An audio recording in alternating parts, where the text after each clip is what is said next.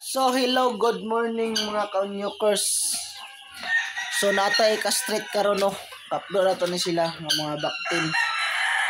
So ikaduha ka simana ni nila karon mga ka-newkers sa ato sila ni ka-street. So kuan ka buk ni piglets niya 14 piglets na siya mga ka-newkers. Tapos duha ka anay.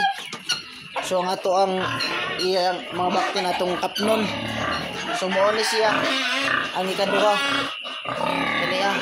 So kani siya mga ka-newkers, isa pa kasi mana ni siya. Ato ang kapnon mga baktin. Walo ra ni siya ka buok. Pila ka buok laki ani akol? Pila ka buok laki? Upat. So upat ka buok laki ang atong kapnon na niya siya.